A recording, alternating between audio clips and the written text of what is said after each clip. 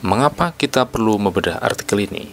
Alasannya begini, saya berkali-kali membaca laporan hasil penelitian, artikel hasil penelitian, dan proposal penelitian yang metodologi penelitiannya adalah metodologi penelitian pustaka atau studi pustaka.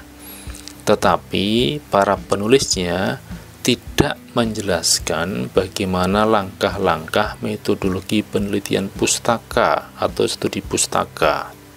Padahal suatu metodologi penelitian itu merupakan tata cara yang lengkap untuk melakukan penelitian. Sekali lagi, metodologi penelitian adalah tata cara yang lengkap untuk melakukan penelitian. Menurut Michael Krote, dalam bukunya ini, The Foundations of Social Research, Meaning and Perspective in the Research Process, penerbitnya Sage Publications, Sage atau Sage Publication ini ya bacanya. Buku ini terbit tahun 1998. Metodologi penelitian, methodology, is the strategy, plan of action, process or design lying behind the choice and use of particular methods and linking the choice and the use of methods to the desired outcomes. Artinya, metodologi penelitian adalah serangkaian strategi, rencana tindakan, proses atau desain untuk memilih dan menggunakan metode-metode pengumpulan data dan analisis data guna mencapai tujuan-tujuan penelitian. Jadi metodologi penelitian itu harus lengkap.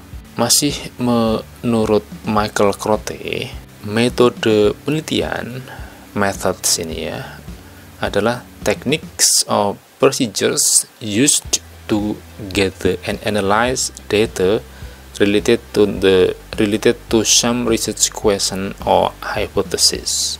Metode penelitian itu berisi dua hal saja menurut Michael Krote, yakni metode pengumpulan data dan metode analisis data. Metode penelitian adalah teknik-teknik atau prosedur-prosedur yang digunakan untuk mengumpulkan data dan menganalisis data guna menjawab pertanyaan-pertanyaan penelitian, research question, atau rumusan masalah, atau guna menjawab hipotesis. Lantas apa bedanya metodologi penelitian dan metode penelitian? Apa bedanya metodologi penelitian dan metode penelitian? Jawaban yang sering saya dengar adalah bahwa metodologi penelitian itu ialah ilmu tentang metode. Nah, saya biasanya bertanya lagi, apa yang dimaksud dengan ilmu tentang metode? Ilmu tentang metode itu adalah alasan-alasan atau penjelasan-penjelasan mengapa peneliti memilih metode pengumpulan data, misalnya angket atau kuesioner atau wawancara, dan juga mengapa peneliti memilih metode analisis data, misalnya analisis data kuantitatif, deskriptif, atau kualitatif. Jadi ilmu tentang metode itu berupa alasan-alasan atau penjelasan-penjelasan atau tata cara tentang menyusun angket yang valid dan reliable. Tadi ya misalnya contohnya angket ya. Tentang menentukan populasi dan sampel. Kali ini metodologi penelitian kuantitatif. Teknik sampling, tentang uji validitas, uji reliabilitas, dan seterusnya. Itu contoh untuk metodologi penelitian kuantitatif. Jadi ilmu tentang metode sekali lagi adalah alasan-alasan, penjelasan-penjelasan atau tata cara yang lengkap tentang metode penelitian yang tepat. Metode penelitian sekali lagi berisi dua hal, yakni metode pengumpulan data dan metode analisis data. Jadi, metodologi penelitian adalah alasan-alasan, penjelasan-penjelasan, atau tata cara yang lengkap tentang metode pengumpulan data dan metode analisis data yang tepat untuk mencapai tujuan-tujuan penelitian. Judul penelitian, rumusan masalah, tujuan penelitian, kajian atau tinjauan pustaka, kerangka teori, metodologi penelitian, metode pengumpulan data, metode analisis data. Semuanya itu harus bersesuaian. Jika semua itu tidak bersesuaian, sangat mungkin ada yang tidak tepat dalam penelitian itu atau dalam metodologi penelitian itu. Jika ada yang tidak tepat dalam penelitiannya atau dalam metodologi penelitiannya, sangat mungkin kesimpulan penelitiannya juga tidak tepat. Disinilah pentingnya metodologi penelitian. Maka metodologi penelitian pustaka atau studi pustaka adalah alasan-alasan atau penjelasan-penjelasan atau tata cara yang lengkap tentang metode pengumpulan data pustaka dan metode analisis data pustaka yang tepat untuk mencapai tujuan-tujuan penelitian pustaka. Peneliti tidak bisa hanya menulis metodologi penelitiannya adalah metodologi penelitian pustaka atau studi pustaka, tetapi dia harus menjelaskan pengertiannya dan langkah-langkah detail metodologi penelitian pustakanya. Nah, kita membedah artikel yang sangat bagus ini. Artikel ini ditulis oleh Yu Xiao dan Maria Watson dengan judul Guidance on Conducting a Systematic Literature Review. Artikel ini terbit di Journal of Planning Education and Research, volume 20, isu 1 tahun 2017.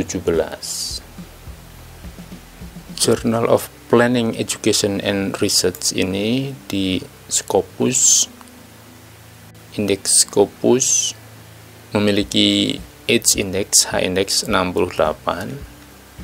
dan menempati Q1 quartile 1, jadi peringkat nomor 1 di indeks Scopus. Kalau Anda ingin mengutip artikel ini, silakan Anda melihat cara mengutip artikelnya pada bagian deskripsi video ini, di bagian bawah video ini. Artikel ini cukup lengkap dalam mengidentifikasi pengertian, jenis-jenis dan sub-jenis metodologi penelitian pustaka dan juga langkah-langkahnya. Itu kelebihannya, cukup lengkap ya. Konsekuensinya, artikel ini tidak secara detail menjelaskan sub-sub jenis metodologi penelitian pustakanya. Jadi tidak menjelaskan secara detail, karena kalau menjelaskan secara detail nanti artikel ini menjadi sangat panjang. Tetapi sekali lagi kelebihannya adalah cukup lengkap. Jadi lengkap, banyak menjelaskan, tetapi tidak menjelaskan secara detail nanti pada jenis-jenis dan sub-sub jenisnya. Namun penelitian ini nanti menjelaskan secara detail pada langkah-langkah metodologi penelitiannya. Kita akan membahas 3 hal dalam artikel ini, yakni pengertiannya, literature review, pengertian literature review, jenis dan subjenisnya, dan langkah-langkah metodologi penelitian pustaka. Bedah artikel ini dibagi menjadi 2 video. Video pertama menjelaskan tentang pengertian, jenis dan subjenis metodologi penelitian pustaka. Kemudian nanti video kedua menjelaskan langkah-langkah metodologi penelitian pustaka. Baik, kita lihat dulu pengertiannya ya. Metodologi penelitian pustaka disebut dengan istilah literature review. Literature review. Literature review dalam artikel ini mempunyai 2 pengertian. Pertama, ini yang kita blok kuning ya. Pertama, pengertiannya adalah kajian pustaka atau tinjauan pustaka atau istilah-istilah lain sesuai dengan tradisi penelitian di institusi-institusi atau kampus-kampus ibu, bapak, dan Anda masing-masing ya. Pengertian kedua, literature review merupakan studi pustaka sebagai sebuah metodologi penelitian pustaka. Jadi sekali lagi ada 2 pengertian literature review. Pertama itu pengertiannya kajian pustaka atau tinjauan pustaka atau istilah-istilah lain. Dan yang kedua adalah metodologi penelitian pustaka. Apa bedanya di antara dua pengertian itu? Sebelum kita bahas perbedaan di antara dua pengertian literature review itu, kami mohon Ibu, Bapak, dan Anda semua untuk berkenan subscribe channel kami ini. Jika Ibu, Bapak, dan Anda semua telah mensubscribe channel ini dan membunyikan loncengnya, Ibu, Bapak, dan Anda semua bisa mengikuti terus bedah artikel-artikel bermutu dan terbaru di channel kami ini. Kami tentu mengucapkan banyak terima kasih kepada Ibu dan Bapak serta Anda semua. Baik, kita lanjutkan. Di halaman 2 disebutkan dua pengertian literature review. Apa dua pengertian literature review itu? Pertama ini ya, dalam bahasa Inggris ini, a review that serves as background for an empirical study. Itu pengertian pertama. Pengertian kedua, a stand-alone piece. Ini penulisnya mengutip Templyer dan Pear ya.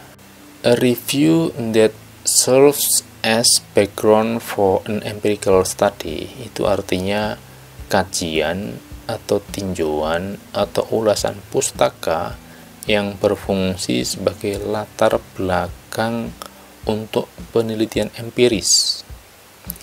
Background reviews are commonly used as justification for decisions made in research design, provide theoretical context, or identify a gap in the literature the study intends to fill.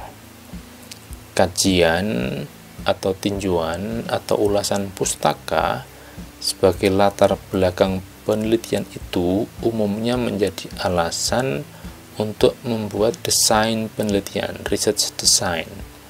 Kajian pustaka, tinjauan pustaka, atau ulasan pustaka sebagai latar belakang penelitian itu menjadi konteks teoritis, theoretical context, atau kajian pustaka, tinjauan pustaka atau ulasan pustaka sebagai latar belakang penelitian itu mengidentifikasi kekosongan dalam literatur ilmiah yang akan diisi oleh penelitian yang akan kita lakukan. Jadi menurut artikel ini, bagian latar belakang penelitian dalam proposal atau dalam laporan penelitian itu mengkaji, meninjau, dan mengulas seluruh literatur yang ada yang relevan, termasuk hasil-hasil penelitian yang ada yang relevan dengan topik penelitian kita. Kajian pustaka, tinjauan pustaka, atau ulasan pustaka, atau istilah lainnya, memungkinkan kita untuk membuat 3 hal, yakni desain penelitian, konteks teoritis, dan justifikasi untuk mengisi kekosongan literatur. Yang disebut terakhir ini sangat penting. Literature review sebagai kajian pustaka atau tinjauan pustaka atau ulasan pustaka itu mengupas artikel-artikel, buku-buku, dan penelitian terdahulu yang relevan dengan penelitian yang akan kita lakukan. Mengupas artikel-artikel, buku-buku, dan penelitian terdahulu yang relevan itu berarti mengidentifikasi dan menunjukkan apa saja yang belum ditulis atau diteliti dalam suatu bidang atau suatu topik ilmiah. Apa yang belum ditulis atau diteliti itulah yang kita tulis atau teliti dengan penelitian yang akan kajian pustaka, tinjauan pustaka, atau ulasan pustaka itu juga penting untuk memastikan bahwa penelitian yang akan kita lakukan belum dilakukan oleh orang lain. Selain itu, kajian pustaka atau tinjauan pustaka atau ulasan pustaka juga akan menunjukkan di mana posisi penelitian kita. Maka, bagian kajian pustaka, tinjauan pustaka, atau ulasan pustaka itu perlu menyebutkan seluruh artikel, buku, atau laporan penelitian yang relevan dengan topik penelitian kita. seluruh artikel, buku, atau laporan penelitian yang relevan yang bisa kita akses ya, tentu saja yang bisa kita akses. Dan kita jangan hanya menulis beberapa hasil penelitian ya. Artinya seorang peneliti itu perlu membaca banyak tulisan soal kajian pustaka atau tinjauan pustaka atau ulasan pustaka atau istilah-istilah lainnya. Saya lihat di sejumlah skripsi atau tesis di Indonesia bentuknya ada dua, yakni bagian latar belakang dan bagian tinjauan pustaka. Bagian latar belakang penelitian menjawab pertanyaan mengapa suatu penelitian itu perlu dilakukan. Sedangkan bagian kajian atau tinjauan pustaka menjawab pertanyaan apa saja penelitian-penelitian yang relevan dan sudah dilakukan dan di mana posisi penelitian kita. Idealnya, menurut pendapat saya, peneliti melakukan systematic review kajian pustaka atau tinjauan pustaka yang sistematis sebelum peneliti melaksanakan penelitian empiris.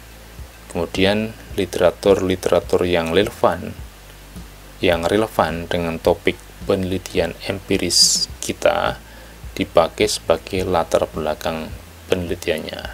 Itu tadi pengertian pertama literature review. Literature review adalah kajian pustaka atau tinjauan pustaka atau ulasan pustaka sebagai latar belakang penelitian. Lantas apa pengertian kedua? Literature review as a stand-alone piece. Literature review sebagai sebuah metodologi penelitian. Stand-alone reviews attempt to make sense of a body existing literature through aggregation, interpretation, explanation, or integration of existing research. Sebagai metodologi penelitian, literature review adalah metode untuk meneliti literatur-literatur yang ada dengan cara aggregation, menjumlahkan, atau interpretation, menafsirkan, menginterpretasikan, atau explanation, menjelaskan, atau integration of existing research, mengintegrasikan, menyatukan literatur-literatur yang ada. Artikel ini secara khusus membahas literature review sebagai sebuah metodologi penelitian. Literature review sebagai sebuah metodologi penelitian itu bisa meningkatkan kualitas literature review sebagai kajian pustaka atau tinjauan pustaka atau ulasan pustaka sebagai latar belakang penelitian. Jadi sekali lagi, artikel yang kita bedah ini secara khusus membahas literature review sebagai sebuah metodologi penelitian. Lebih tepatnya membahas metodologi penelitian pustaka. Jadi artikel ini secara khusus membahas pengertian yang kedua tadi ya. Membahas pengertian yang kedua, literature review sebagai metodologi penelitian pustaka. Literature review sebagai sebuah metodologi penelitian pustaka dikelompokkan menjadi 4 jenis berdasarkan tujuannya. Ini yang di sebelah kiri ya, kuning-kuning ini. Pada halaman 3 artikel yang kita bahas ini ada 4 jenis metodologi penelitian pustaka berdasarkan tujuannya. Apa saja 4 jenis metodologi penelitian pustaka itu? Pertama, metodologi penelitian pustaka deskriptif, describe. Yang kedua, metodologi penelitian pustaka tes, mengetes ini ya, test. Yang ketiga, metodologi penelitian pustaka mengembangkan, extend. Dan yang keempat, metodologi penelitian pustaka mengkritik. Kita bahas jenis-jenis metodologi penelitian pustaka. Bahasa Inggrisnya ini review type atau review methodology. Kita akan membahasnya satu demi satu. Nah, ringkasan dari jenis-jenis metodologi penelitian pustaka. Ini di artikel ini ringkasannya terdapat pada tabel 1.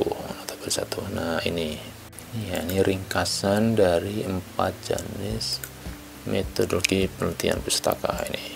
Ini tabel 1, typology and example of literature review by purpose and review.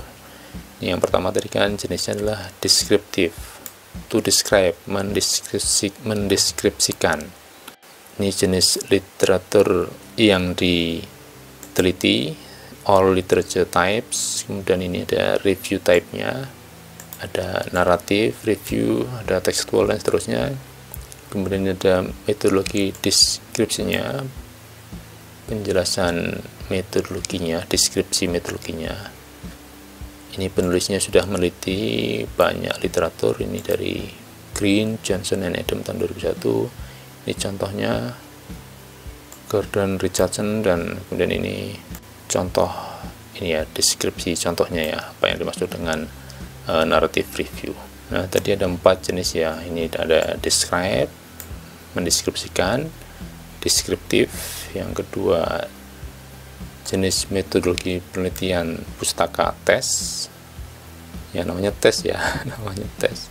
Kemudian yang ketiga adalah jenis metodologi penelitian pustaka pengembangan, extend.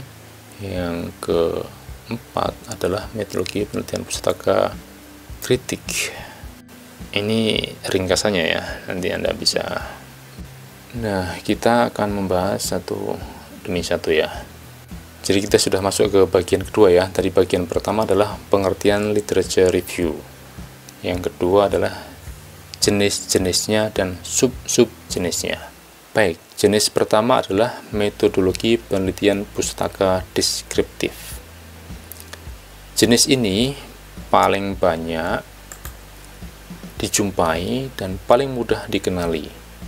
Metodologi penelitian pustaka deskriptif memaparkan, menggambarkan literatur-literatur yang telah ditulis sampai penelitian pustaka ini dilakukan tentang topik tertentu.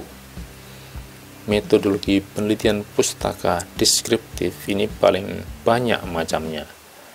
Ada 5 subjenis metodologi penelitian pustaka deskriptif, yaitu narrative review, textual narrative synthesis, meta summary, meta narrative, dan scoping review. Kita bahas juga sub-sub jenis ini satu persatu. Pertama ini narrative review. Narrative review ini tidak terlalu menilai kualitas literatur yang kita teliti, dan lebih banyak mengumpulkan informasi-informasi yang relevan untuk mendukung argumen peneliti. Narrative review menarasikan, menceritakan saja literatur-literatur yang diteliti. Itu subjenis yang pertama. Subjenis yang kedua adalah textual narrative synthesis. Textual narrative synthesis itu mengelompokkan literatur-literatur yang diteliti berdasarkan persamaan-persamaannya dan juga membandingkan secara deskriptif persamaan-persamaan dan perbedaan-perbedaan literatur-literatur yang diteliti itu berdasarkan data-data yang diperoleh. Textual narrative synthesis juga menyintesiskan literatur-literatur yang diteliti secara kuantitatif. Misalnya, 9 dari 16 artikel yang diteliti membahas topik A pada level rumah tangga. Contoh lainnya, 7 artikel menunjukkan kelompok-kelompok masyarakat yang status sosioekonominya rendah dan mereka memiliki tanah yang lebih luas. Sedangkan 20 artikel menunjukkan kelompok-kelompok masyarakat yang status sosioekonominya menengah ke atas dan mereka memiliki tanah yang lebih luas. subjenis narrative review dan textual narrative synthesis ini dikategorikan sebagai metodologi penelitian pustaka tradisional. Sementara 3 subjenis lainnya, yakni meta summary, meta naratif, dan scoping review, lebih sistematis. Baik, kita menuju ke subjenis nomor 3 pada jenis metodologi penelitian pustaka deskriptif. Subjenis yang ketiga ini adalah meta summary. Nih yang di sebelah kanan ya. Ini ya, meta summary ini. Meta summary merupakan metodologi penelitian pustaka deskriptif yang sistematis dan dilengkapi dengan deskripsi kuantitatif yang lebih mendalam. Di sini peneliti menganalisis temuan-temuannya dan menghitung effect size temuan-temuannya dan juga intensity effect size-nya. Ada 2 istilah tadi ya, effect size dan intensity effect size. Cara menghitung effect size adalah menghitung frekuensi temuannya, menghitung berapa sering temuannya itu muncul. Kemudian cara menghitung intensity effect size adalah jumlah temuan pada setiap artikel dibagi jumlah total temuan pada seluruh artikel yang diteliti. Itu ya, meta summary. Kemudian subjenis nomor 4 adalah meta naratif. Metodologi penelitian pustaka deskriptif meta naratif mengelompokkan literatur-literatur berdasarkan kriteria yang sangat luas. Kriteria yang sangat luas ini bisa mencari persamaan-persamaan pada literatur-literatur yang tampaknya berbeda. Misalnya mengelompokkan literatur-literatur berdasarkan paradigmanya. Paradigma adalah kriteria yang sangat luas yang mencakup perbedaan-perbedaan literatur. Contoh meta naratif adalah artikel Greenhalgh dan kawan-kawan ya, yang terbit tahun 2005. Subjenis yang terakhir, yang kelima pada jenis metodologi penelitian pustaka deskriptif adalah scoping review. Ini ya, scoping review. Scoping review mirip dengan textual narrative synthesis. Perbedaannya adalah bahwa scoping review lebih lengkap karena mengidentifikasi metodologi penelitian pada literatur-literatur yang diteliti, temuan-temuan pada literatur-literatur tersebut, variabel-variabelnya, dan seterusnya. Metodologi penelitian pustaka scoping review bertujuan untuk membuat snapshot, potret atau deskripsi tentang suatu bidang atau overview, ikhtisar yang lengkap tentang apa yang telah dilakukan dalam literatur-literatur yang diteliti. Dengan tujuan seperti itu, scoping review relatif mengabaikan kualitas penelitiannya. Scoping review mengidentifikasi batas-batas konseptual suatu bidang, ukuran wilayah suatu penelitian, jenis-jenis bukti penelitian, dan gap penelitian, research gap. Mudah-mudahan cukup jelas ya paparan saya ini ya. Baik, sekarang kita masuk ke jenis metodologi penelitian pustaka yang kedua, yakni tes ya. Metodologi penelitian pustaka tes ini digunakan untuk menjawab pertanyaan atau mengetes atau menguji hipotesis. Metodologi penelitian pustaka tes dibagi jadi beberapa subjenis berdasarkan jenis literatur yang dianalisis. Jika menganalisis literatur kuantitatif, metodologi penelitian pustaka tes ini menggunakan analisis statistik. Metodologi penelitian pustaka tes ini juga bisa memakai mixed methods ya, kuantitatif dan kualitatif.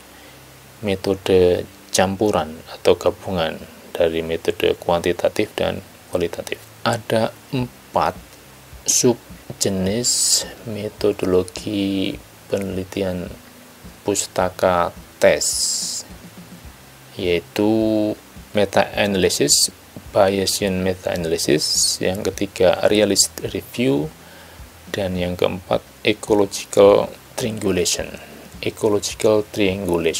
Subjenis pertama adalah meta-analysis ini ya, Meta-analysis menganalisis data-data tentang literatur secara statistik. Ini melibatkan variabel-variabel dependent, independent, moderator, dan seterusnya. Sepertinya meta-analisis ini perlu dibahas atau dibelah dalam sesi tersendiri ya. Menurut artikel ini, meta-analisis dicetuskan pertama kali oleh Jean-Nicolas tahun 1976 dalam artikelnya yang berjudul Primary, Secondary, and Meta-Analysis of Research, dimuat di jurnal Educational Researcher tahun 1976 ya. Nah, ini memang hanya menjelaskan sedikit ya, memang artikel ini hanya menjelaskan tentang meta-analisis. Tadi sudah saya sebutkan di awal, ini boleh jadi salah satu kelemahan dari artikel yang kita bedah ini ya. Lengkap tetapi menjelaskannya tidak detail ini, hanya sedikit ya soal meta-analisis. Dan juga nanti Bayesian meta-analisis dan sub-sub jenis lainnya ya. Tapi sekali lagi ini kalau dibahas secara lengkap masing-masing subjenis metodologi penelitian pustaka, nanti artikelnya jadi sangat banyak, bisa menjadi satu buku tersendiri ya. Nah, saya kira itu nanti bisa dibahas di buku sendiri ya. Seharusnya penulisnya ini menulis satu buku sendiri yang lengkap yang bahas metodologi penelitian pustaka secara detail ya. Baik, subjenis yang kedua pada jenis metodologi penelitian pustaka tes adalah Bayesian meta-analysis. Meta-analisis Bayesian ini unik karena menghitung prior and posterior probabilities untuk menentukan nilai penting faktor-faktor atau variabel-variabel dalam literatur yang diteliti. Meta-analisis Bayesian menggunakan statistika, tetapi juga menganalisis literatur kualitatif. Meta-analisis Bayesian ini saya kira juga perlu ya dibahas dalam sesi tersendiri supaya lebih jelas. Nah, di sini paling tidak kita mengetahui ya sub-sub jenis metodologi penelitian pustaka. Ini subjenis yang ketiga adalah realist review ini ya, realist review biasanya dipakai untuk mengevaluasi pelaksanaan suatu kebijakan dan menjawab pertanyaan tentang apa yang bekerja untuk siapa dalam lingkungan apa dan bagaimana.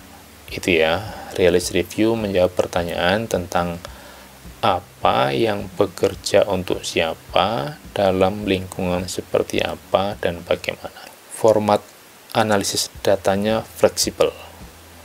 Hasil penelitiannya berupa kalimat-kalimat seperti berikut ini. Jika A, maka B. Jika C, D tidak bisa dilakukan. Nah, itu contoh hasil penelitiannya. Kemudian subjenis nomor 4 namanya ecological triangulation. Ecological triangulation mirip sekali dengan realist review. Metodologi penelitian pustaka ecological triangulation berupaya menjawab pertanyaan tentang apa yang bekerja untuk siapa dalam lingkungan seperti apa dan hasilnya seperti apa.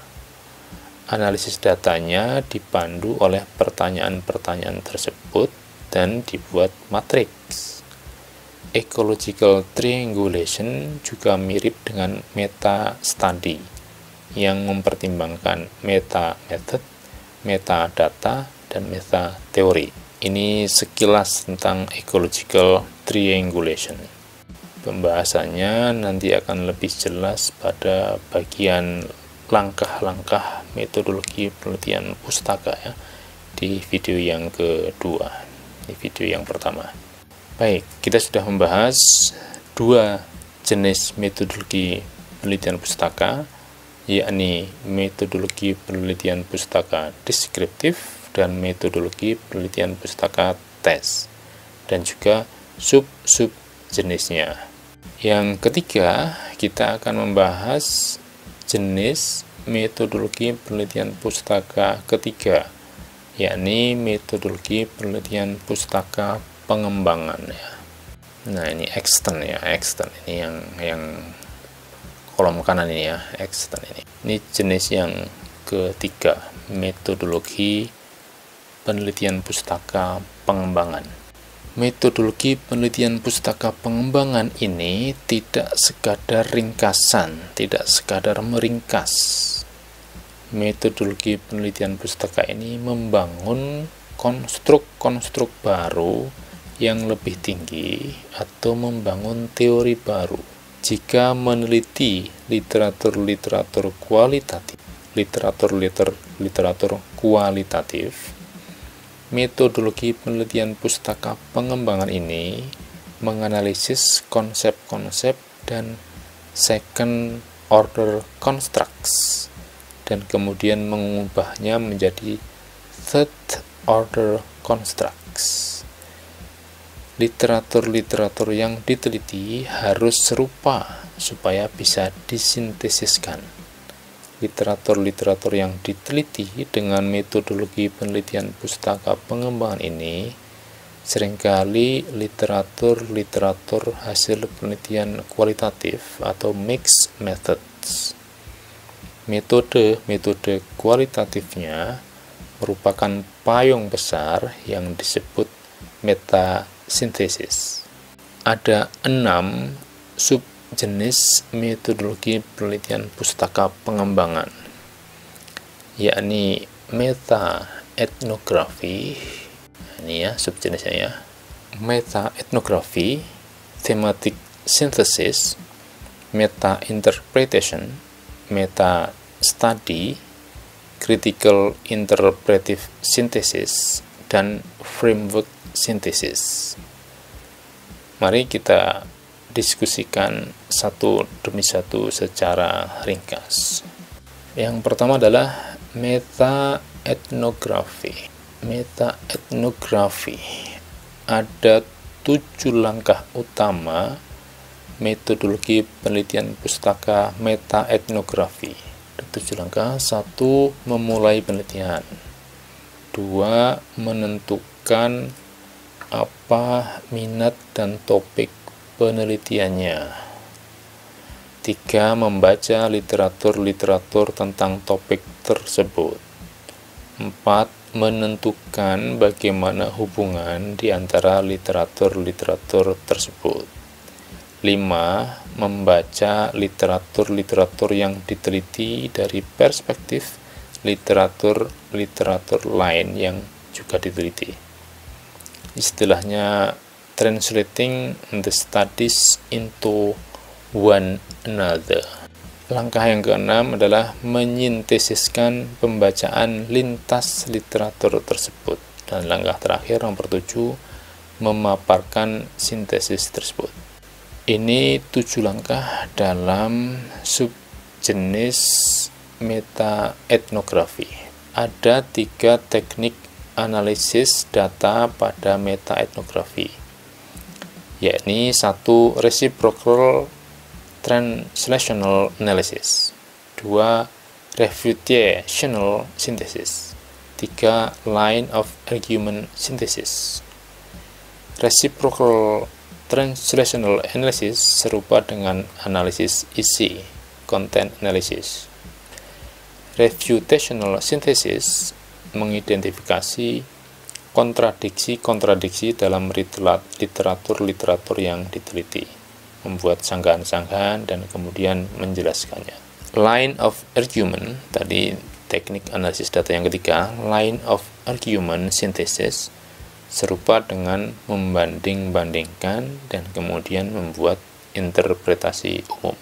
Meta-etnografi merupakan perpaduan antara metode kualitatif dan metode sintesis.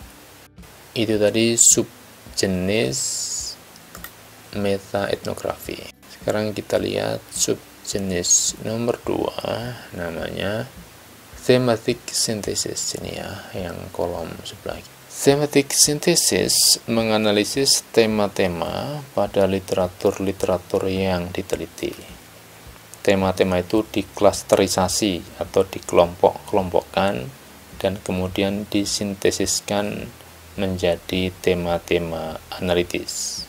Sintesis ini mirip dengan third order constructs untuk menjawab pertanyaan-pertanyaan penelitian. Third order construct inilah yang membedakan thematic synthesis dari meta-etnografi. Kemudian subjenis yang keempat namanya meta-interpretation. Meta-interpretasi menguatkan systematic review dengan pendekatan interpretif agar epistemologinya benar. Di sini penelitinya sangat memegang peranan. Itu ya penjelasannya ringkas ya tentang interpretasi. Subjenis nomor 4 pada jenis metodologi penelitian pustaka pengembangan adalah meta study. Meta study merupakan kombinasi dari meta data analysis, meta method, dan meta teori. Meta data analysis menganalisis data dari literatur-literatur yang diteliti. Meta method meneliti metodologi-metodologi penelitian yang dipakai dalam literatur-literatur yang diteliti. Meta teori meneliti asumsi-asumsi dan orientasi-orientasi filosofis dan teoritis setiap literatur yang diteliti. Juga meneliti paradigma-paradigmanya dan kualitas teorinya. Nah, ini bagi Anda yang tertarik untuk mengembangkan teori baru, subjenis meta study ini saya kira sangat menarik ya. Kombinasi dari 3 hal, yaitu metadata analysis, meta method, dan meta teori. Metadata analisis, meta metode, dan meta teorinya. Kemudian subjenis nomor 5 pada jenis metodologi penelitian pustaka pengembangan adalah critical interpretive synthesis. Critical interpretive synthesis memodifikasi prosedur meta-etnografi agar bisa meneliti beragam jenis literatur yang memakai beragam metodologi penelitian. Critical interpretive synthesis menilai literatur-literatur yang diteliti dengan kriteria-kriteria yang berbeda sesuai dengan jenis literaturnya. Critical interpretive synthesis mengkaji apakah teori-teori atau metodologi-metodologi penelitian yang dipakai dalam literatur-literatur yang diteliti itu mempengaruhi kesimpulan-kesimpulan penelitiannya atau tidak. Critical interpretive synthesis bertujuan agar penelitiannya lebih iteratif, repetitif, reflektif, dan eksploratif. Subjenis yang keenam adalah framework synthesis. Ini ya, framework synthesis. Ini subjenis nomor 6 pada jenis metodologi penelitian pustaka pengembangan. Dalam framework synthesis, pertama-tama peneliti membuat model konseptual tentang pertanyaan penelitiannya. Model konseptual ini kemudian direvisi berdasarkan analisis data dalam penelitiannya. Maka hasil dari framework synthesis adalah model atau kerangka konseptual baru yang memuat faktor-faktor yang telah direvisi atau faktor-faktor yang baru.